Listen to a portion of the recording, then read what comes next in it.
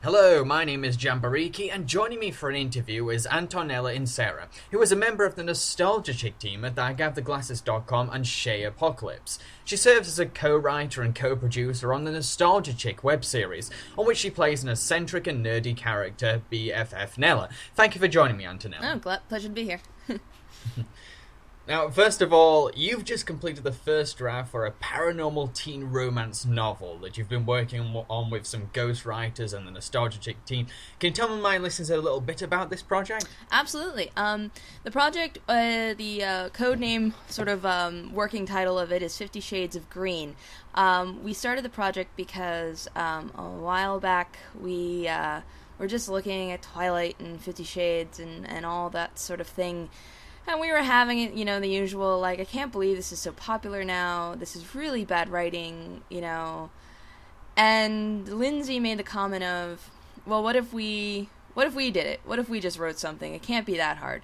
And then time passed, and then we sort of went back to it, and it was like, no, let's do it. But let's make it interactive, so then it becomes a process, and instead of just writing it and throwing it out there, let's actually see what the deal is with this kind of book and this kind of genre that has been created. I mean, Lindsay says that the idea first really kind of hit her when she was in a Barnes & Noble's, a bookstore, and saw the section that they had made. Teen paranormal romance fiction. And she recalls looking at it and just being like, this is an entire genre that they have shoehorned in because it's so popular. And it's fascinating when you think about it. And that's why this project really came about, because, everyone, I think, understands the tropes and the cliches of this paranormal teen romance macabre. So therefore, everyone is able of coming up with really great ideas, and making it ridiculous and really fun. But what makes it fascinating is because everyone sort of understands how these books work, when you actually start saying, yes, but what does that mean? When you have a female main character that is supposed to be the strong female character, and yet she's a hot mess of issues, and she's kind of weak-willed, and she'll go along with the first guy who, shoots her an eye, and also this all these books have this fetishization of virginity, and I've never been in love with anyone before, and I've never kissed anyone, and I never even thought of guys that way, and that being, to me, that's a neutral thing. That's just hey, you never kissed a guy before. That's no big thing. But they make it to be this, that's good and pure, and, that's how true love should work. And that's just one example of a lot of the things that are going on with these books, and why, when they're touted as, sort of mindless fun but good romance, you just sort of sit back and go, no. Now, I haven't read these books, but some people have accused them of being harmful to society. So would you agree with this accusation, Nella? Well, I don't think they can necessarily cause harm, because I think about some of the shit I read when I was a teenager, and, very often you'll read things and, you read them, they're a thing, afterwards you might go back and reread them and be like, oh, why did I ever read this? I think things like 50 Shades of Grey, however, can be harmful, but that also has...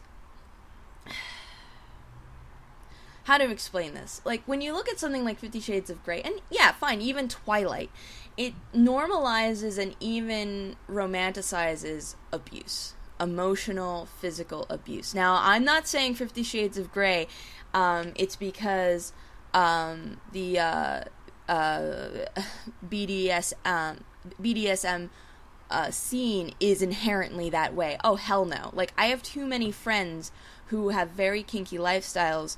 I don't fall into that trap of thinking just because, you get off on getting spanked, therefore you enjoy being abused.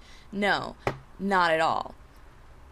But I think what people who are not familiar with those scenes and lifestyles is that there is a thing, there are bad doms.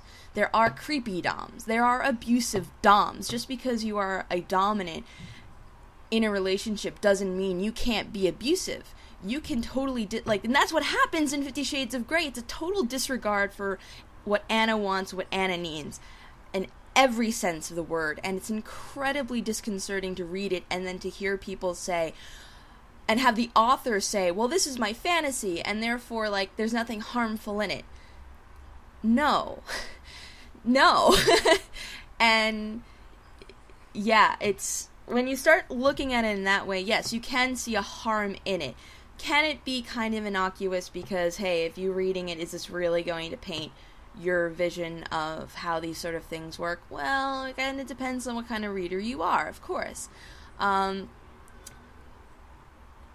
it is, I think it's more complex than people like to imagine, because, yeah, it's just frivolous, kind of, it's the pulp fiction of our age, it's just kind of frivolous. I mean, it's just something, that's another thing I hate, the mommy porn label, like, it's just something that women who don't have time to think read. Like, I hate that so much. And that's just society's perceptions of it, you know, about what makes good literature, and that's another discussion altogether. But they are problematic. In my mind, they aren't sincerely problematic. 50 Shades of Grey, more so than Twilight. And I think you do need to bust your head against them, because you can enjoy them, but you can enjoy something and still understand why it's problematic, and why, you know, the author kind of didn't think things through, or they did think them through, and then decided to go off the deep end of, yeah, but that doesn't matter, tra-la-la. So, what's your main intention with 50 Shades of Green, then? Like, is it is it comedy satire, or would you say that you are pretty much going after or attacking this genre? I think we're still trying to figure that ourselves. As we have finished the first draft, reading through it, I think... let me explain. In our first goal, when we were putting this project into sort of written form and trying to figure out, well, what is our goal? Our goal was, we are going to write this not in an attempt to make it badly written. We are going to write it as well as we can, but we're going to write it as if we sincerely believe this is good. Like, that the ideas and the cliches that we're playing with are good, and if anyone argues against us, we will argue, no, you don't understand, you're not reading it correctly. Like, we are... as writers of this, we are going to defend what we're writing as it being, no, you don't understand our work. Like, you're reading too much into it.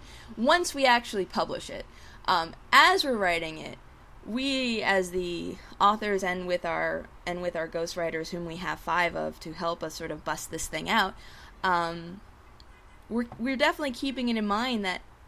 And that's what I found writing it. You sort of, your brain gets divided into half, and one is the side where you're reading it and you're just like, you're already mentally picking apart the issues that you're writing, and then the other half is saying, no, shut up, other side of the brain, like, we're trying to write this like everyone else has written this. Now, of course, because the story, like, what we ended up deciding upon, and this was, this had to do... So, as you know, the project was collaborative. We were taking a lot of suggestions from people watching the series, and what we decided on was that it was going to be Twilight with Cthulhu. So, Elder Gods.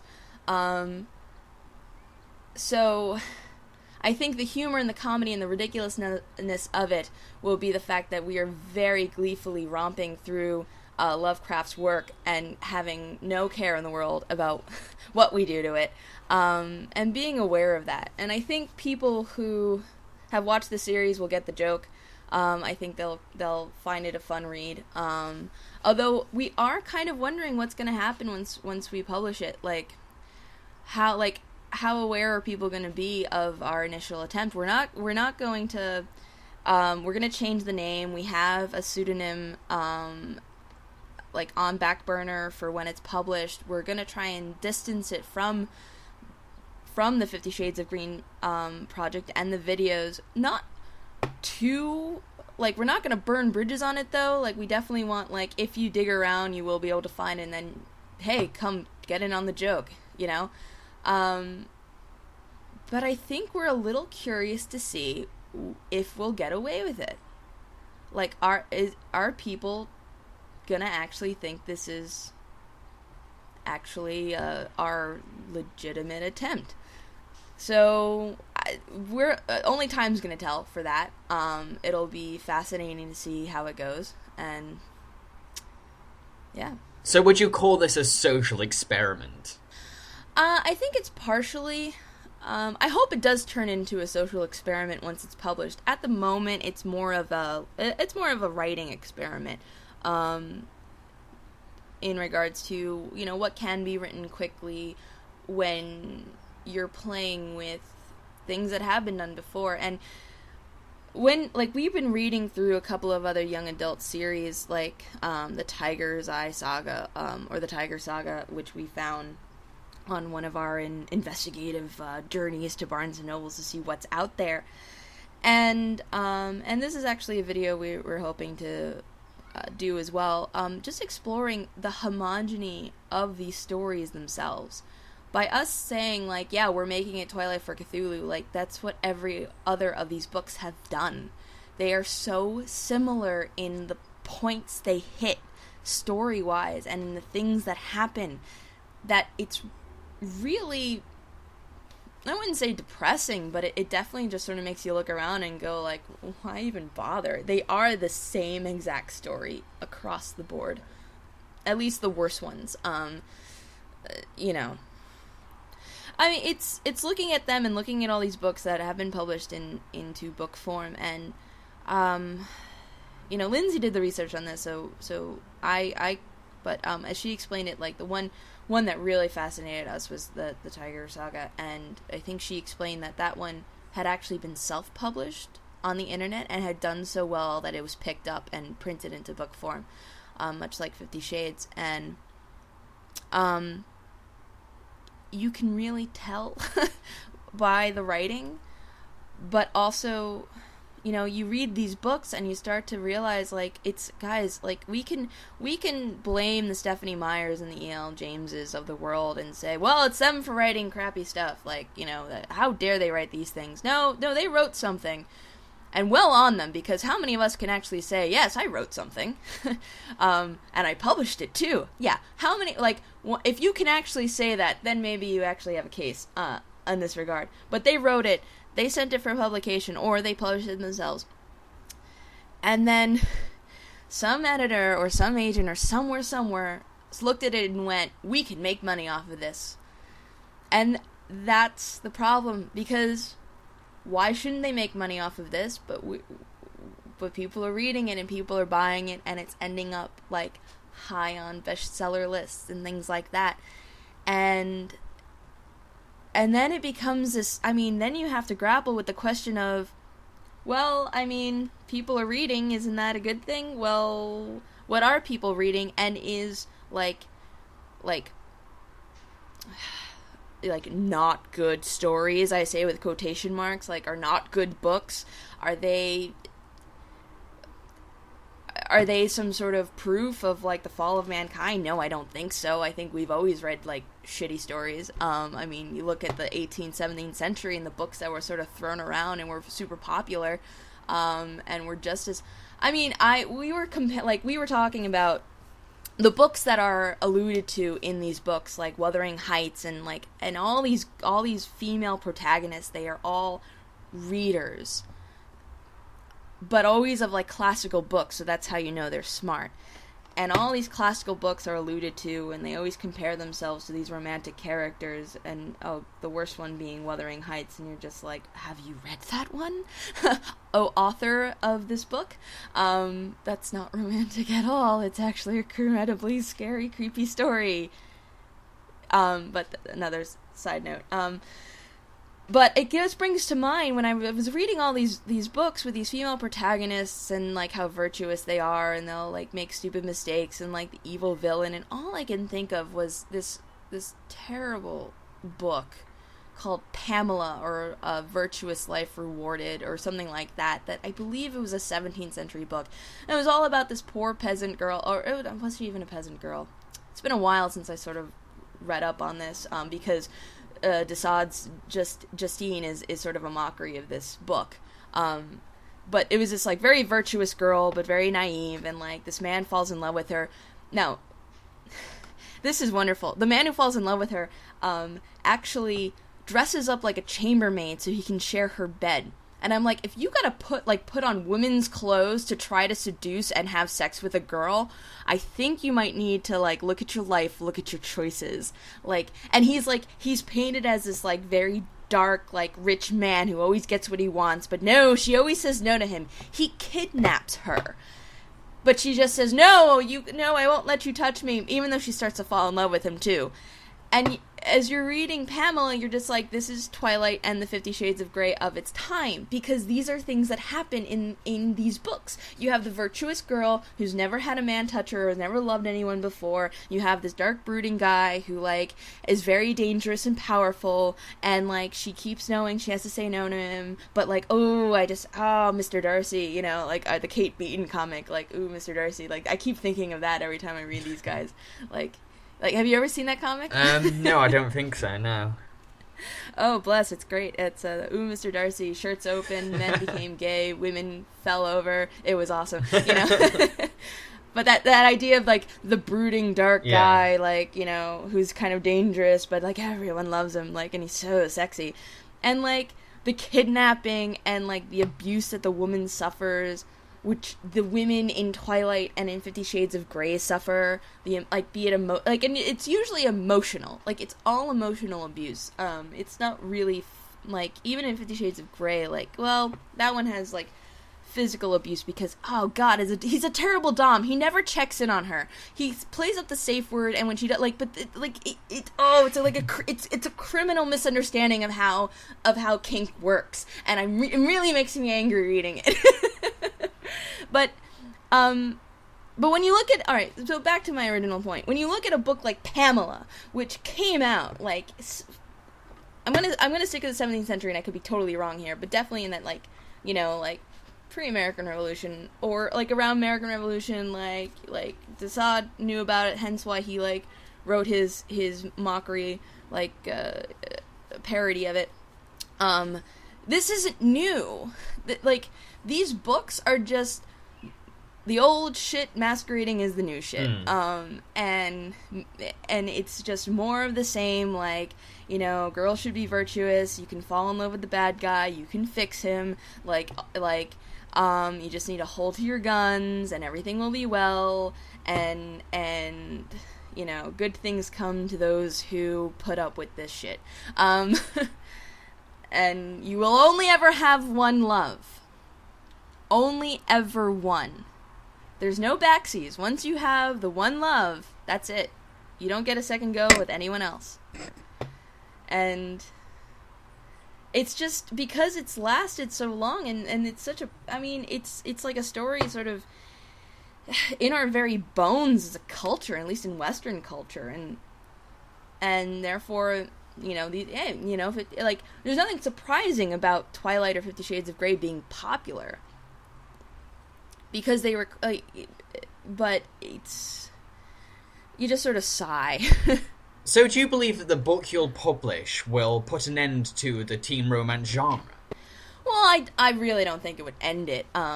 This genre will end when it's no longer making money. Like, and that's, I mean, and we're honestly, like, we could very well be on the tail end of it, and it'll end soon. You know, when it comes to young adult or story, like, or genres in general, like, they all have their cycles, you know, they're always looking for, like, the next big thing, and then when the next big thing shows up, all the books will be about it. Like, I remember for a while it was Pirates, because of the Pirates of the Caribbean movie. All you saw in the young adult section were pirate books. So, you know, they'll look for the next big thing. And, you know, unfortunately, like, Lindsay and Lisa understand the sort of young adult scene better than I do, and how it's marketed, and, like, what they're looking for. So there's always going to be something, or they're always going to be looking for something to be the next Twilight, even though it won't be young adult paranormal romance, you know.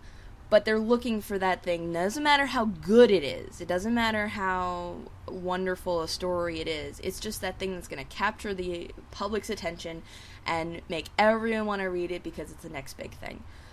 So what we're hoping for our book, I guess deep down, is that we make this book, people read it, it sort of gets out there, and then it just opens up communication and just makes people, like, actually, you know, yeah, okay, maybe you like the genre, maybe you hate it to bits, but, you know, let's discuss what's actually going on with these books. Like, here's an example. We wrote one. We were playing by all the rules that we have determined govern these books and what makes them so popular, and so what's really going on here? And I think that, like, making that discussion happen even before the book happens. I think the real goal of this whole project wasn't so much what happens to the end project, but it's like, well, what were we doing to lead to that final product? You know, and the discussions and the things we've been exploring leading up to that. That's more been our goal. Of course, once it's published, maybe we'll come up with a new goal about, so what does this mean? Like, now that we have it, it's in our, you know, it's out there, we finished it, it's edited, what does this mean? Which I'm sure we'll come up with in a final video when we finally close the project. So I've been wondering for a while about the whole fictional author idea, which I really like. The idea of is Sarah Ellison, is it? Sarah Ellison, yes. Sen with a S-E-N at the very end. I'm wondering how far you will go to convince people that this fictional author exists. I mean, like, would you consider having an actress play her in some interviews or something? Oh, you know, I think that's gonna... Because we've just come up with the name, and we've actually just made an email address for her, too. I think we're trying to, like, we're right at the cusp of trying to figure out just how far down the rabbit hole we want to go. So, because we're in the editing process and realizing, like, so probably in a month we're hoping to get this published in the next 2 months or thereabouts. And, yeah, we have to figure out how willing we're commit to the rabbit hole, is how I'm going to say it. And we haven't decided that yet. I think deep down inside we would really love to just go all out, like, fake Facebook page, like, fake website, like, just really make an entire persona. I know we've joked about how we definitely want to respond to people as the author, like, arguing for her book, and, like, especially on Goodreads, like, I think we have dreams about what to do on Goodreads, because there's always, like, Goodreads is just such a hotbed for this sort of thing. But that's something we have to decide still. So. Yeah, I think that this project reminds me of something that Andy Kaufman would do. Do you know Andy Kaufman? Oh, yes, absolutely. And that constantly comes to mind. Like how, like, do we want to go, like, Andy Kaufman level of commitment to character here? Because, like, while it's hilarious and while it says a lot, like, it can get really hairy. Like, oh yeah. He got into so much trouble, and I think he got hurt a lot as well through the process. Well, yeah, absolutely. Okay, so I want to go back in time now. How did you end up joining the Nostalgia Chick team? Well, all right. I mean, it was very simple. I've known Lindsay since high school. We went to college together. And she was, we had graduated, and we were, trying to figure out what to do post-college and all that stuff. And she started trying to figure out, am I going to go to grad school, am I not? And she was someone, I don't know who, but someone through hey, you should watch this Nostalgia Critic guy. And she was watching Channel Awesome and thought it was pretty cool. Or back then it was mainly that guy with glasses.com, and then they added this sort of Channel Awesome moniker later. And the contest came up, she got accepted for it, you know, all's well and good. She started making these videos, and how it started was really as she was coming up with videos. I mean, this has always been our thing, where, you know, sitting around talking about movies, like, as we're watching them.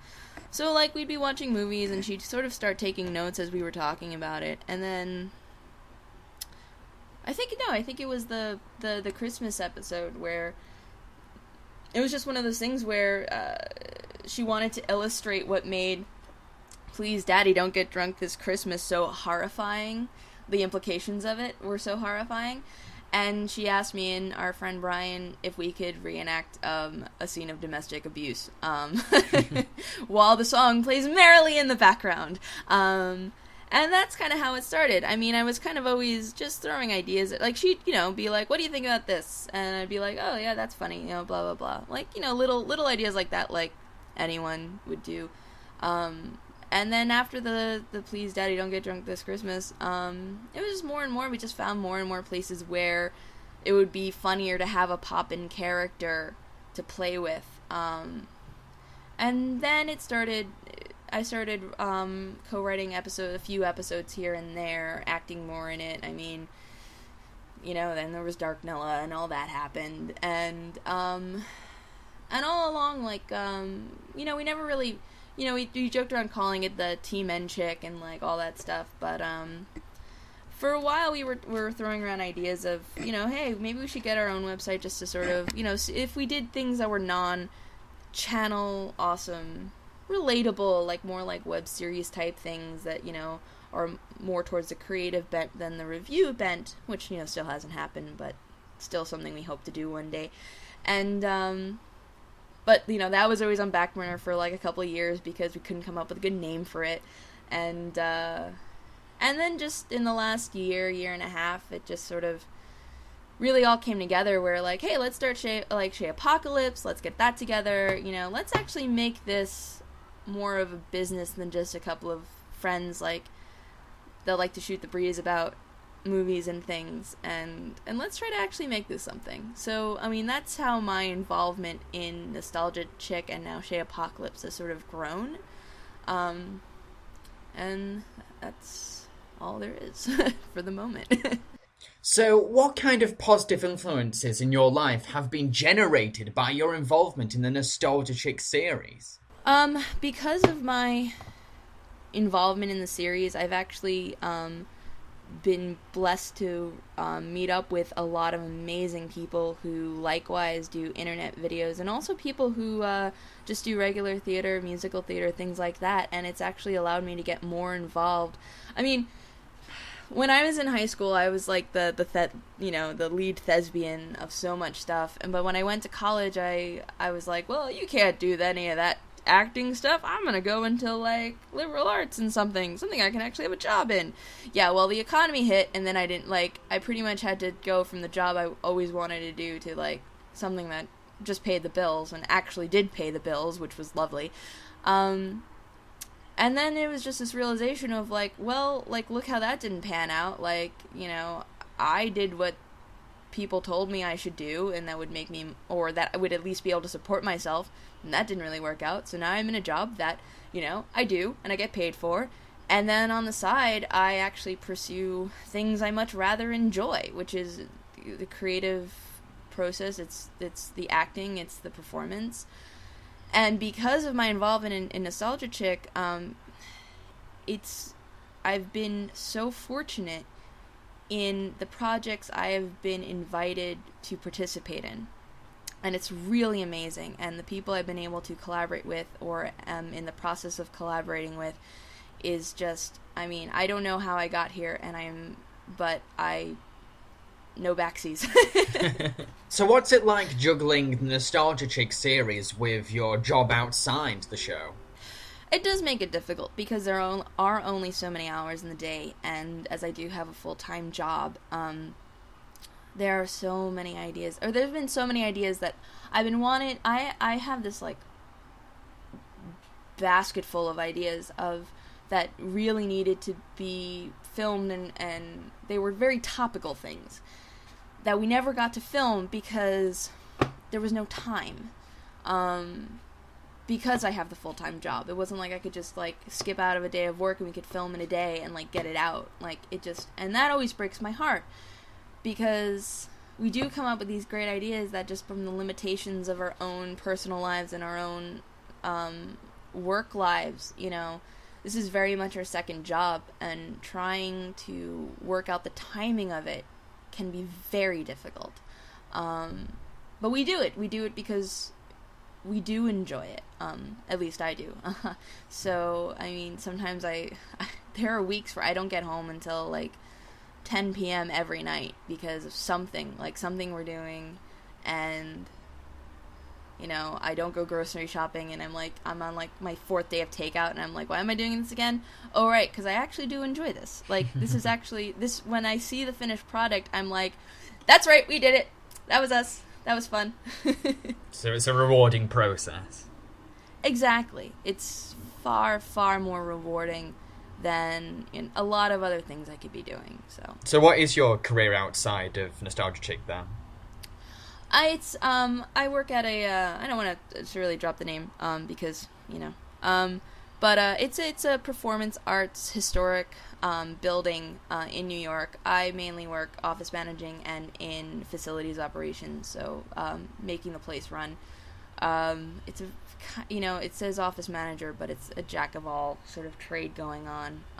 Whatever needs doing, just jump to it sort of thing. It's a very young organization, so there's a lot of sort of flex in, can you do this? Can you stay for this night? Can you do, you know?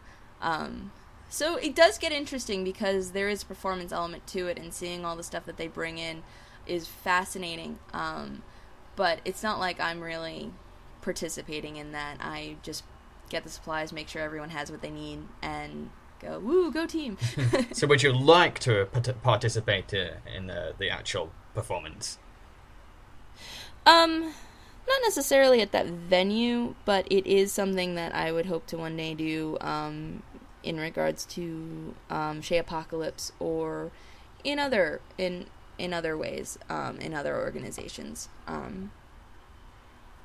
Mainly because like they tend more towards the modern art sort of performance, and that's just not my bag at all. I'm going to stick to my nice new media and web series and things like that. Yeah, that's understandable. Now, for the series, you share writing duties with Lindsay, Lisa, Todd, and many others when writing a script. So can you tell me what responsibilities you hold during the writing process? Generally, as the new website's gone up, we've sort of shifted more. As you can see, Nostalgia Chick has sort of taken a back burner to the 50 Shades of Green, which I've done a lot more of the writing for. But starting off, a lot of how the responsibility sort of fell was more I was collecting all the comments, sort of adding to our ideas of what we wanted to talk about, sort of tracking that sort of thing. And as we've now finally gotten the first draft, it's really Lisa and Lindsay who are pulling the editing weight and the homogenizing weight of making sure that, you know, all these bits that all these writers have written come together and actually sound like it's one person who's written it. So, I mean, when it comes to what the responsibilities are in the writing, you know, it just comes down to, hey, what can you do? Do you think you could do this? Can you take this? Awesome, just get it done by this point, you know, and, you know, the thing, you know, responsibilities change. It just matter. All that really matters is what project it's on. And like very often now for the Nostalgia Chick episodes, because they sort of, they're quite not as involved. Like they don't involve as many people as they used to. Therefore, Lindsay very often is able just to knock them out and write them herself. With very little input from me and Lisa. But now Lisa has like the Maven of the Eventide series, which she writes all on her own and films all on her own. And mainly my big contribution has been blog posts and working on the 50 Shades of Green series myself. So when you write a script for a Nostalgia Chick episode, how do you adapt your writing style into the way that this character talks? Oh, well, the interesting thing about the Nostalgia Chick stuff is that, it's actually not, it's more, when you say script, that's really more, we write down all the points we want to make, we get a very, like, broad stroke of what a script may be, and very often Lindsay goes back and puts it into Lindsay words. And that's really, or in the episodes where we've been really collaborative in the writing, because we're trying to make sure we hit all the points we want to make about it, and we all sort of bring our own interpretations, our own understandings of works. So, you know, we'll just throw our ideas down, put it in as close to Lindsay's voice or in the Nostalgia Chick's voice as we can, And then she goes and she just changes what she thinks will work. And I tend to be way wordier than anyone else when it comes to writing. Like, I throw so many words down on a piece of paper. You need to cut me down. Like, you got to cut me off. Like, from the English language, like, Nella, I think you've had enough. No, I'll tell you when I've had enough of adverbs.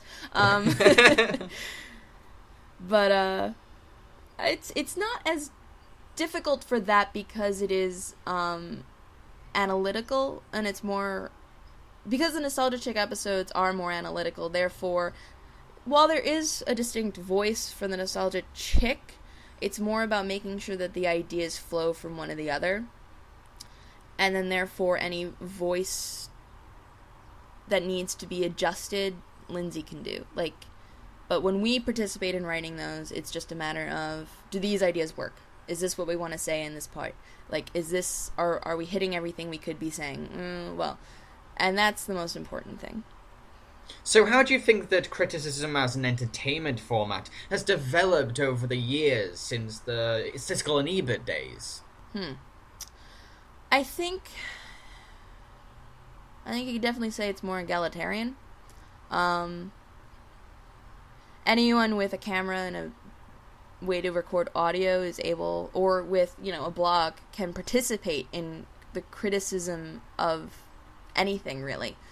And can get popular off of that. But I think the main difference is when you look at a guy like Ebert, he was a man that really understood film and loved it. No matter what, he still loved it. Even when he could rip it a new one. I think nowadays a lot of people are trying to find the line between being a kind of personality that people will want to watch, which is very important, especially as you're putting yourself forward, you're putting your ideas forward. You want to have some sort of draw. I mean, that's just the nature of the beast. But you also have to find, like, it's that constant questioning of, or at least the people who are good at this, it's a questioning of, like, do I really have something to say? Okay, I do have something to say. How am I going to say it?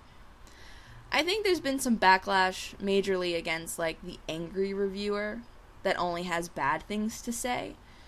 Because that was so popular for so long. Like, especially in this, like, sort of, they call it new media, like, critics sort of thing.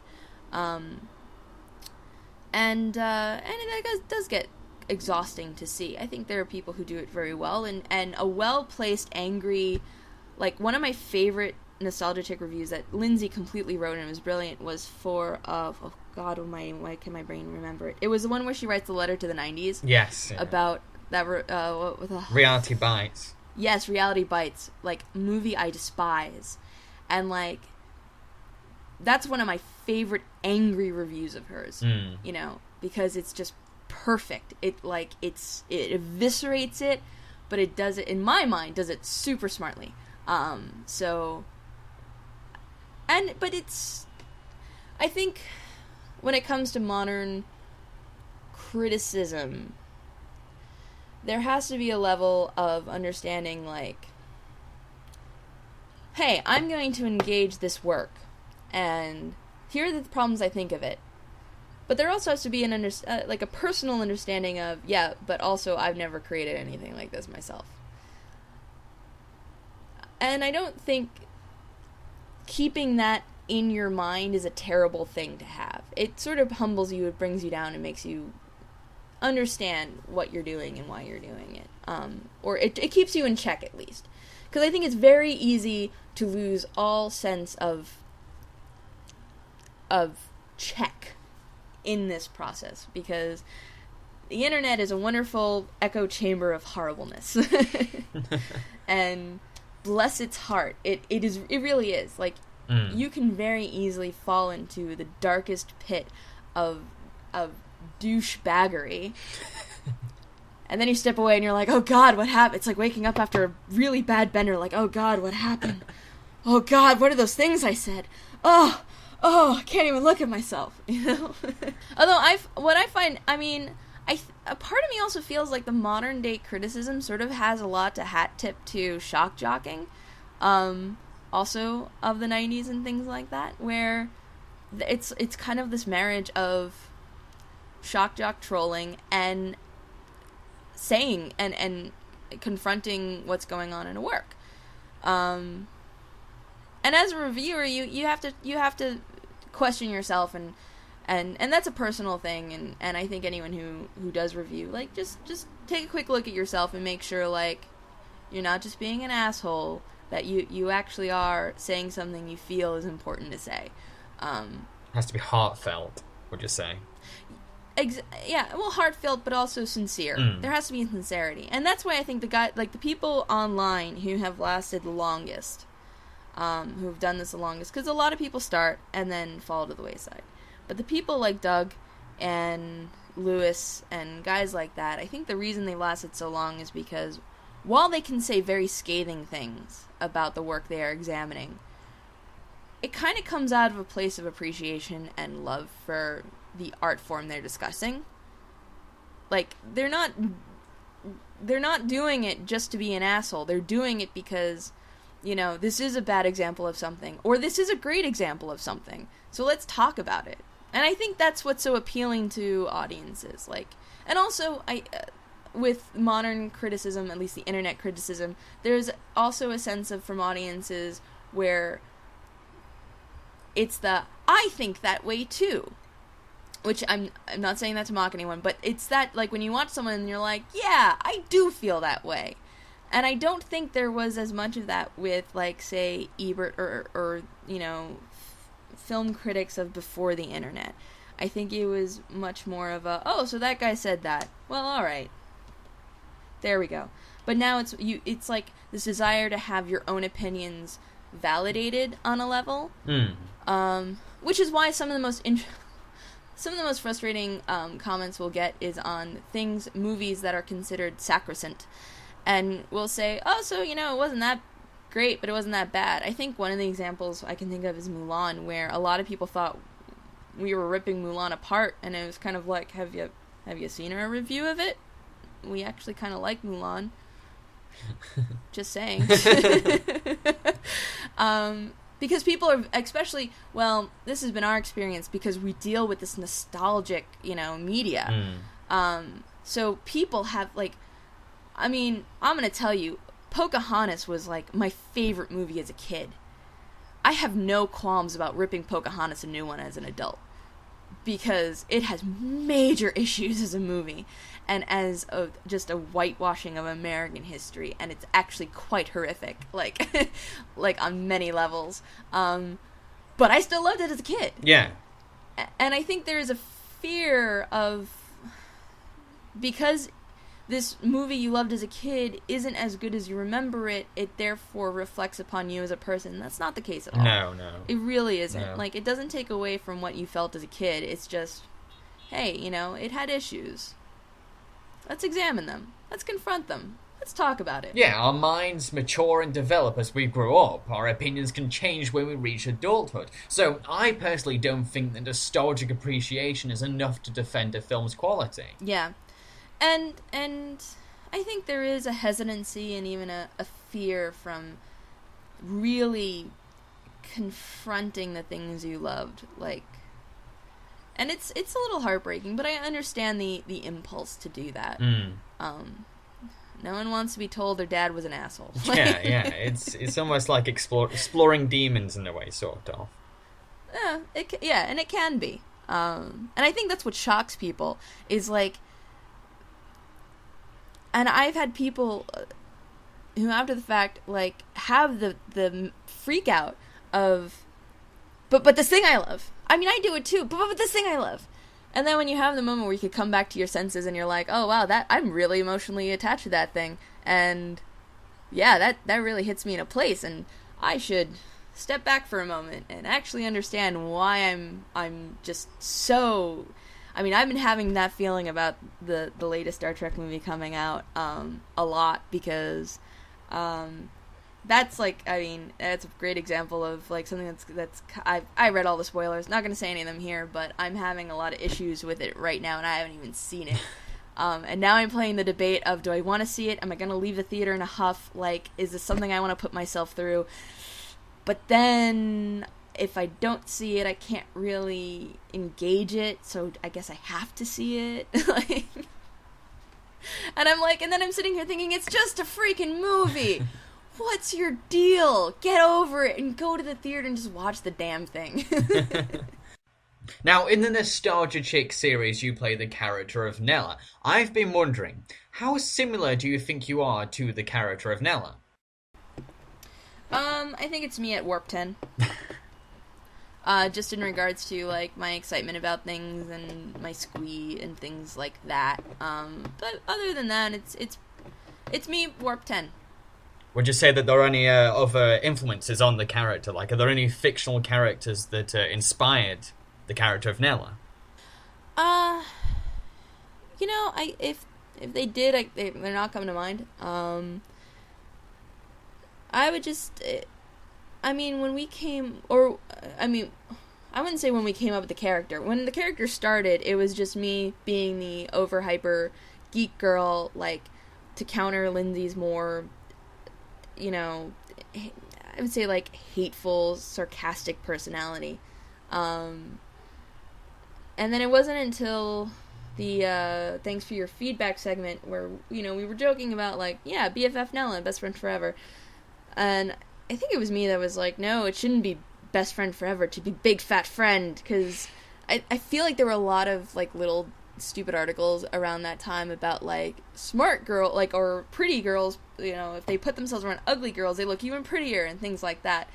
And it was just so ridiculous. It was like, yeah, because pretty people are never actually friends with ugly people or fat people. I mean, that's just crazy. So that's where it started with the big fat friend joke, where we were playing with that about, like, how I'm there to make Lindsay look good because of her own crippling insecurities. And I mean, since then, ever since I'd say Dark Nella, that sort of fell to the wayside again, and it's just like, oh, it's, my friend Nella, she's here. Instead of any sort of, like, really big overarching character thing we were trying to do. Now, Nella supplies the most comic relief in the show. How confident are you about your comedic abilities? Like, would you say that comedy is a difficult process? Considering most of the Nella shtick is just me acting ridiculous, I don't really find it that difficult. But then again, I was raised on a steady diet as a child of Abbott and Costello and the Three Stooges, so I know I personally have no qualms really with making myself look like an idiot. I think whenever I sort of get this question, like, is comedy hard? I think, well, yeah, if you asked me to tell you a joke right now, like, on the spot, I'd be like, that's hard. But in the writing process itself, like, it just, either it happens or it doesn't. And I don't really have this, like, fear of not being able to come up with something other people will find funny. But, it's just part of the process of writing and the process of thinking. Like, and very often things will strike you, and very often you'll be like, oh, why can't I think of something to put here? Alright, well then move along, So you're more confident in the pre-planned comedy rather than the improv comedy? I am, yeah. But, I mean, we've done, well, here's the thing, though, too. Very often, very often in the Nella scenes you've seen, that was Lindsay pointing the camera and beam going, well, here's the general gist, do something funny. So I'm guessing I'm going to guess from the fact that Lindsay always feels very confident with just pointing the camera at me and going, do something funny, Nella, that I do have some improv-ability. Yeah. To come up with things on the spot. But yeah, I do feel better when, especially with big jokes, like little things, little shticks, little gags, like, of course, point a camera at me, I could come up with something. But when you really want to, like a smart joke, yeah, I feel way better when, like, we've written it out beforehand and figured it out and plotted it out. Of course. So do you do any rehearsing before you perform? No. No, it's No. straight away as soon as you're on camera. That's it then. Yeah, I mean, very often the day we go to film, we'll very often just do a quick read of, big blocks of text, so it feels more natural when we get to it. But, other than that, it's just, no, wham, bam, thank you, ma'am. So your colleague, Lisa Hansen, has started her own web series titled Vampire Reviews, and I've always wondered, have you considered doing your own show, like an Antonella series? I get that question a lot. Of course, I've absolutely considered it. Once again, time is my enemy in this. However, back in the day, I put together an idea for a review series about more 1960s, 50s, and 70s TV shows I really loved, or movies and things like that, called Agent Anachronism. That I just... I wrote up a few of them, but I never really felt it as keenly. So, then therefore don't do it, However, right now I have an idea that now that the weather is good and I can film outside and we have sunlight for far longer than blasted winter, there was a sort of traveling history series idea I came up with that I was going to start with small corners in New York and things like that, and because history is a big love of mine, and but there's so many little cool stories that you can find in any city or in any town, anywhere, and I just wanted to play with like the little things that you can learn about a city that are just fun to know, and they would be very short episodes, but just light and fun, and but it requires outdoor filming, street filming too, so coordinating that's going to be a fun one. It does sound really interesting. So would you do it? Would you do it in the character of Nella? Or would you try to leave that persona and try something new, or just be yourself? I think it would just be, once again, myself, Warp 10. I think we were playing around with the idea of the camera being sort of the poor sap I drag along on all these, like, do you know what this corner is? Wait, let me tell you! Because, I mean, Lisa always has a story about the first time she met me was at a party, and, like, we had been drinking, and I was more drunk than her, and we were sitting on the couch, and I spent 45 minutes telling her about why Golden Age Wonder Woman was the most awesome thing ever. And that's her first impression of me. She stuck around, so bless. Thank you, Lisa. Thank you for not letting that be, like, a warning sign or anything. But I guess, like, for me, that's just who I am. I'm the overexcited friend who, like, knows stuff and then just wants to tell you about it. No, wait, come back.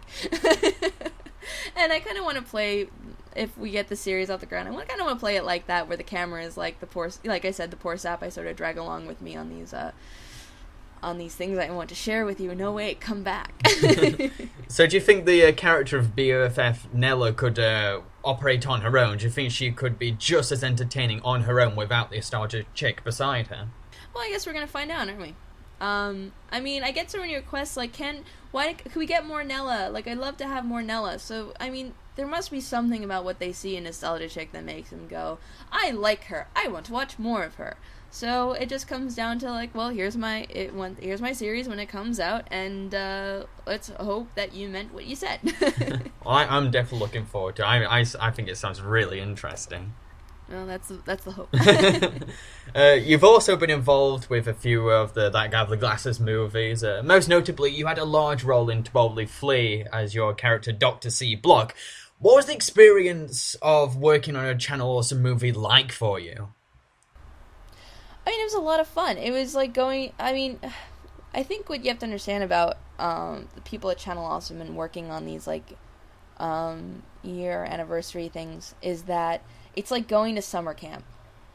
That's what it feels like, and all your friends are there, and, like, you gotta do, like, the planned activities, but you're doing them with your friends, and, like, it's awesome. And that's what it is, yeah, like, it was work, there were a lot of, like, cold days having to be, like, totally quiet because filming was going on, but, it was great. Yeah, I do get that impression, to be honest, because after I watched Taboli flee, I got the feeling that, like, they had so much fun doing that, and I want that experience too. I want to gather people, because like the process of working by yourself is so much different when you're working with a huge team of people.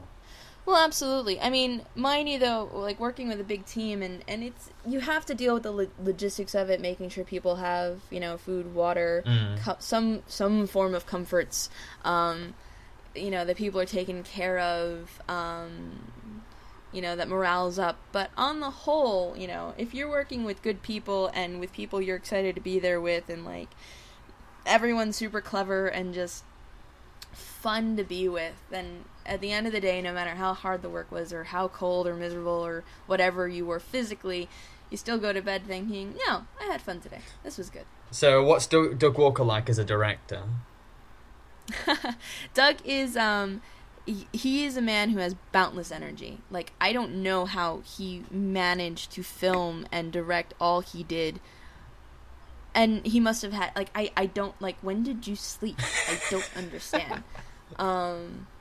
And, he's just, you get in the scene and he tells you what he wants you to do, and then, you sort of talk it out, you sort of block it out, you do your scene, and then, there's no drama, there's no issue, you just, I'm here. What am I doing? Very good. I did it. Carry on. And then... So does that energy that Doug reflect, does that bounce into you? Does that inspire you in some way? It definitely, like, when you're on set with him and working with him, like, it is infectious. And it's a great thing. He's just so enthusiastic and has so much boundless energy, it does sort of spread, and it's a good feeling. So what if there was a crossover between Nostalgia Critic and Nella? Would you consider it? Well, I guess I'm off my mind. I can't really think of what would be the impetus for that. Of course I'd consider it. Not really sure what we'd do, though. I would personally love to see it. I'd love to see the relationship between those characters and see how they work off each other, because that's what's so great about the crossovers, is just seeing these characters and their connection with these other characters is really fascinating to watch. And have you ever considered directing your own original movie? I have several, at least one major web series written and on back burner. I don't know about directing. I don't really consider myself a director. I feel very much more comfortable in the writing, acting, maybe even helping with the logistics of producing mess of it. But I don't have the experience or really the eye for directing. And there are just things that are, that have to be picked up in the process, and then there are just things that, like, people just have an eye for, and it's kind of an amazing thing to watch, and you're kind of like, I don't know what you just did, and I'm pretty sure it was magic. Wait. So no, directing-wise, not really my interest, but writing, acting, definitely something I enjoy and would like to do more of. So would you like to write and star in a feature-length film by any chance? Yeah, totally. Who wouldn't? I mean, who wouldn't? Is that a trick question? Do you have any ideas, by any chance, for a feature film? Yes, I do. I do have a few. I don't know if I want to start spilling them here. It is mine. No, there is one big web series idea I've had for a while. One script's done. I have to finish editing it. About 4 other scripts are started. So hopefully one day, knock on wood, I could finally play that character and we could finally do it. Well, Antonella, thank you for taking the time to chat with me. No, my pleasure. Okay, I hope that you guys enjoyed listening to this interview. If you'd like to check out Nella's work, then go to cheapocalypse.com or go to thatguyoftheglasses.com. Check out her series Nostalgia Chick, it's fantastic. I'm a big fan of it myself. Okay, if you'd like to check out my stuff, then head to jambareeqi.com. See you guys!